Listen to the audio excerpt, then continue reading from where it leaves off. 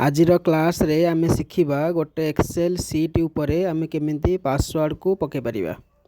तेबे चलंतु Excel seat को आमे ओपन कर नबा। देखंतु एठी मु गोटे एक्सेल सीट को ओपन कर नेछि। एठी मु गोटे सेल को सिलेक्ट करूची C4 सेल को मु सिलेक्ट कली। एठी मु किछि नंबर मनकर लिखिया चाहूची 1 2 3 मु लिखि पाइली। तापर एंटर मारी की से तापर सेल को आसिले एठी मु लिखुची 4 5 6 मतलब लिखि पाइली। किंतु एठी मु चाहूची सीटा को बतन पासवर्ड पकेया पई। तबे पासवर्ड पकेया पई आमे देखन तळे जो लिखाई छि सीट 1 से ऊपर आमे राइट क्लिक करिवा।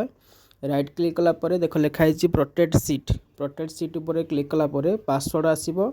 आमे एठी गोटे पासवर्ड दबा मन करो 1 2 3 पासवर्ड देली। तापरे री एंटर पासवर्ड मागुची फोन थरे आमे से 1 2 3 दबा। तापर ओके कर दबा।